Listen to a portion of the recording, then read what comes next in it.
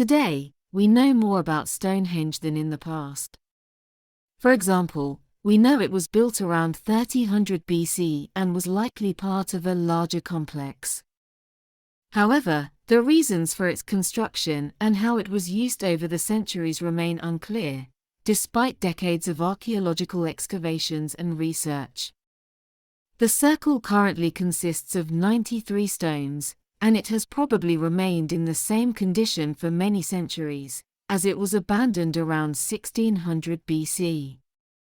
The vertical stones that form the actual monument, standing up to 4.5 meters tall, were erected around 2500 BC. Initially, the complex was composed of a much larger and more regular circle of stones than the one that exists today, now vanished. The oldest circle is known as the Aubrey Holes, named after the antiquarian John Aubrey, who first discovered the holes of the missing stones in the 18th century. The Aubrey Holes are central to the studies of Parker Pearson. Recently, a new discovery has been made about Stonehenge. The central altar stone does not originate from Wales but from northern Scotland, about 750 kilometers from its final location. According to a new study published in the scientific journal Nature, the altar stone, one of the largest megaliths at the center of Stonehenge, the mysterious and famous prehistoric stone complex located in southern England, originates from northern Scotland, not southwestern Wales, as previously thought. The distance between Stonehenge and the far north of Scotland is about 750 kilometers, suggesting that Neolithic British society was much more complex and advanced than previous discoveries indicated. Stonehenge is mainly composed of two types of stones. The sarsens are enormous sandstone blocks that make up the most imposing and visible part of the structure and mostly come from westwards, Marlborough, about 25 kilometers north of Stonehenge. Then there are the so-called bluestones, smaller stones named for their grey-blue hue, which were used to create an internal horseshoe shape and an outer ring of the gigantic complex.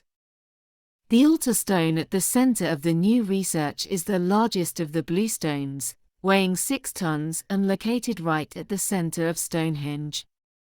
Scholars had established that the bluestones came from the hills of western Wales, but the central altar stone is made of a different rock, and about 20 years ago, its origin began to be questioned. Last year, a group of researchers from Aberystwyth University in Wales concluded definitively that the altar stone could not have come from Wales, but its origin remained unknown until now. "We were speechless when we discovered it came from northeastern Scotland," said one of the researchers involved in the current discovery.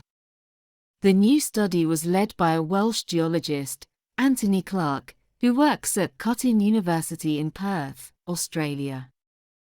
The research team, composed of geologists, archaeologists, and chemists, analyzed fragments of the central altar stone to understand its composition and origin.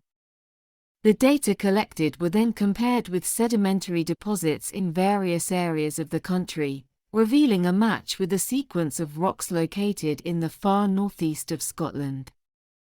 The discovery suggests that Neolithic peoples were not isolated but had a network of contacts and exchanges that extended over significant distances. Given the Scottish origins, the results raise fascinating questions, considering the technological constraints of the Neolithic era, about how such a massive stone was transported over great distances around 2600 BC, said Clark. Transporting such a heavy load by land from Scotland to southern England would have been extremely challenging, indicating a probable maritime shipping route along the coast of Britain. This implies long-distance trade networks and a higher level of social organization than previously imagined. Stonehenge was likely part of a larger complex. However, the reason it was built and how it was used over the centuries remain unclear, despite decades of archaeological excavations and research. Thank you for joining us on this fascinating exploration of Stonehenge's mysteries and the surprising new discoveries about its origins. We hope you found the story of this ancient monument and the incredible feats of our ancestors as captivating as we did. If you enjoyed this video and would like to support our work, there are several ways you can help us continue uncovering and sharing these amazing stories. First, make sure to subscribe to our channel, Prehistoric Horizons, and hit the notification bell so you never miss an update. We regularly post new content that dives deep into the mysteries of human evolution, ancient technologies, and the incredible events that have shaped our world.